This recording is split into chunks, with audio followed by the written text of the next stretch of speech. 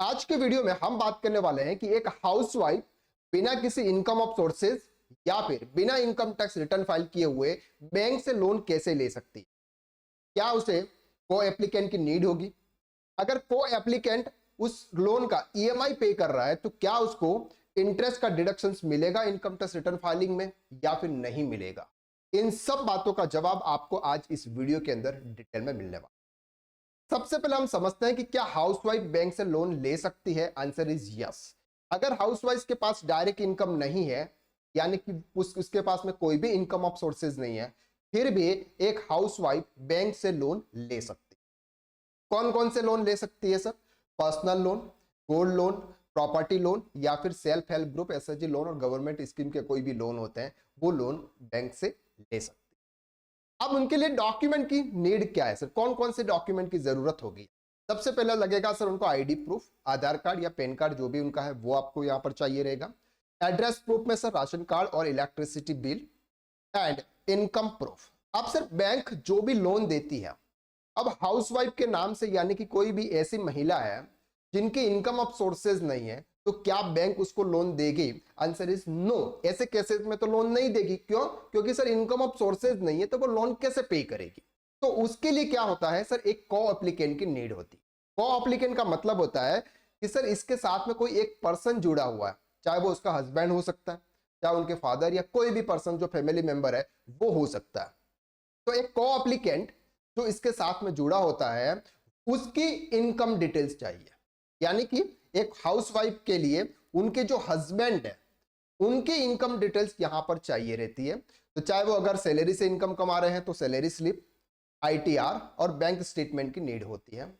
को लेटर के papers, gold valuation, property, अगर आप कोई सिक्योर्ड लोन ले रहे हो तो उसके लिए प्रॉपर्टी के जो कागज होते हैं वो, और गोल्ड लोन ले रहे हो तो गोल्ड का वैल्यूएशन और फोटोज। अब बात करते हैं क्या हाउसवाइफ को आईटीआर देना जरूरी है? अगर हाउसवाइफ की खुद की कोई टैक्सेबल इनकम नहीं है तो उन्हें आईटीआर नहीं मांगा जाएगा, यानी कि उनको आईटीआर देने की जरूरत नहीं होगी। लोन अप्रूवल के लिए बैंक को एप्लीकेंट जैसे हस्बैंड की इनकम और आईटीआर देखेगी। अब सर मैं आपको यह भी बताऊंगा कि अगर लोन की ईएमआई अगर हस्बैंड को ही पे करनी है तो फिर हस्बैंड अपने नाम पे लोन क्यों नहीं लेता, इसका भी मैं आंसर आपको लास्ट में दूंगा। तो लोन अप्रूवल के लिए बैंक को एप्लीकेंट जो भी पर्सन होगा जो इसकी ईएमआई पे करेगा, फॉर एग्जांपल हस्बैंड, तो यहां पर हस्बैंड के पेपर, हस्बैंड के इनकम टैक्स रिटर्न देखे जाते हैं। लेकिन अगर हाउसवाइफ के नाम पर कोई बिजनेस, रेंटल इनकम या ट्यूशन इनकम या प्रॉपर्टी इनकम, अगर सर हाउसवाइफ तो है लेकिन उसके हस्बैंड ने उसके नाम पर कोई भी बिजनेस स्टार्ट किया हुआ, तो ऐसे केसेस में अगर उनकी एनुअल इनकम 2.5 लाख से ऊपर है तो उन्हें आईटीआर देना जरूरी। गोल्ड लोन जैसे केसेस में आईटीआर की जरूरत नहीं होती है, ओनली फॉर केवाईसी डॉक्यूमेंट ही काफी हो। आईटीआर सिर्फ तब चाहिए जब हाउसवाइफ खुद इनकम अर्न करती हो, वरना को एप्लीकेंट का आईटीआर ही काफी हो। तो यहां पर आपको यह समझ में आ गया कि सर अगर हाउसवाइफ को लोन लेना है तो उसके लिए इनकम प्रूफ के रूप में आपको सिर्फ आपके हस्बैंड के, यानी कि उनका जो हस्बैंड या को एप्लीकेंट होगा उनके डॉक्यूमेंट की नीड होगी, उनके इनकम टैक्स रिटर्न फाइलिंग या कि उनके इनकम प्रूफ की नीड होगी। तो हाउसवाइफ के इनकम प्रूफ यहां पर नहीं देखे जाते। अब बात करते हैं कि सर अगर को एप्लीकेंट यानी कि हस्बैंड उनके साथ में को एप्लीकेंट है, अब को एप्लीकेंट उसकी ईएमआई पे करेगा।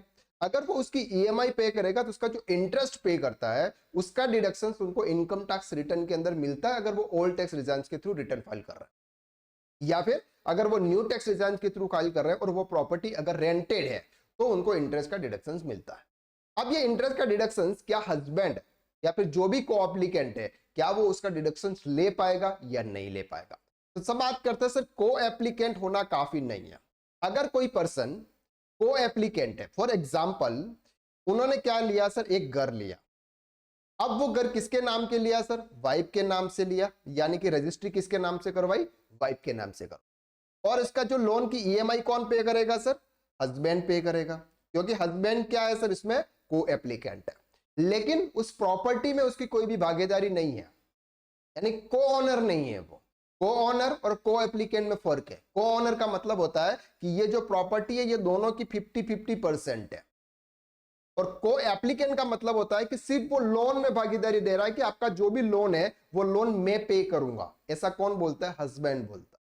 तो यहां पर सिर्फ को एप्लीकेंट होना काफी नहीं है। अगर आप सिर्फ को एप्लीकेंट है, सिर्फ लोन में अगर आप पार्टिसिपेट कर रहे हैं और आप इंटरेस्ट अगर पे कर रहे हैं तो उसका आपको डिडक्शंस इनकम टैक्स रिटर्न में नहीं मिले। तो यहां पर 3 शर्त है। को एप्लीकेंट होना, सिर्फ लोन में नाम होना चाहिए, को ऑनर होना, प्रॉपर्टी के डॉक्यूमेंट में नाम होना चाहिए, और ईएमआई के actual payment interest plus principal आपके पास में होना। अब यहां पर सर आप को एप्लीकेंट है और आपके डॉक्यूमेंट यानी कि प्रॉपर्टी में उसमें आपको कोई भी भाग नहीं है, यानी कि आप उसके को ऑनर नहीं है, तो आपको उसका डिडक्शंस नहीं मिलेगा। पहली कंडीशन तो ये। दूसरी कंडीशन सिर्फ को एप्लीकेंट है। अगर यहां पर सिर्फ को एप्लीकेंट के साथ में क्या है सर, अगर ऑनर है, को एप्लीकेंट के साथ में क्या है सर, ऑनर भी है, यानी कि 50% पार्ट उसका भी है, तो फिर उसको इंटरेस्ट का डिडक्शन उसके 50% पार्ट का मिलेगा। अब अगर बात करें सिर्फ को एप्लीकेंट है, जब को एप्लीकेंट है, सिर्फ को एप्लीकेंट है, तो उसको इंटरेस्ट का डिडक्शन उसके हस्बैंड को नहीं मिले। सेकंड चीज, यहां पर सिर्फ को ऑनर है, तो को ऑनर के केसेस में भी उसको डिडक्शंस नहीं मिलेगा। जैसे फॉर एग्जांपल कोई प्रॉपर्टी है सर, उसमें 50% पार्ट किसका है सर, वाइफ का है, और 50% पार्ट उसके हस्बैंड का है। अब 50% पार्ट वाइफ का है, 50% हस्बैंड का, लेकिन को एप्लीकेंट में 100% जो ईएमआई है वो कौन पे कर रहा है सर, हस्बैंड पे कर रहा है। तो यहां पर सर वाइफ कोई भी ईएमआई पे नहीं कर रही है, तो ऐसे केसेस में को एप्लीकेंट नहीं है लेकिन उसके डिडक्शंस नहीं मिलेगा। को ऑनर तो है प्रॉपर्टी में, ये को ऑनर तो है प्रॉपर्टी में, लेकिन को एप्लीकेंट नहीं है, तो ऐसे केसेस में उनको डिडक्शंस नहीं मिलेगा। केस 3, को एप्लीकेंट भी है और को ऑनर भी है। तो अगर कोई व्यक्ति लोन का को एप्लीकेंट भी है, प्रॉपर्टी का ओनर भी है, तो ईएमआई में अपने हिस्से का इंटरेस्ट का डिडक्शंस ले सकता है। एग्जांपल, हस्बैंड प्लस वाइफ दोनों जॉइंट ओनर है, लोन के को एप्लीकेंट्स भी है, हस्बैंड ईएमआई भर रहा है, हस्बैंड अपने हिस्से का डिडक्शन क्लेम कर सकता है। अगर वाइफ भी ईएमआई कंट्रीब्यूट करती है तो प्रोपोर्शनेट डिडक्शंस क्लेम कर सकता है। अब बात करते हैं सर इंपॉर्टेंट टिप्स के बारे में। लोन उतना ही ले जितना रीपे कर सकता है। सिंपल सा लॉजिक है, क्योंकि लोन के ऊपर हमें ज्यादा जिंदगी नहीं जीनी चाहिए। ईएमआई टाइम पर फाइल करें, अब आप भरें, यानी कि ईएमआई की जो ड्यू डेट है उसके अकॉर्डिंग आप पे करें, अदरवाइज आपका सिविल स्कोर रिड्यूस हो सकता है।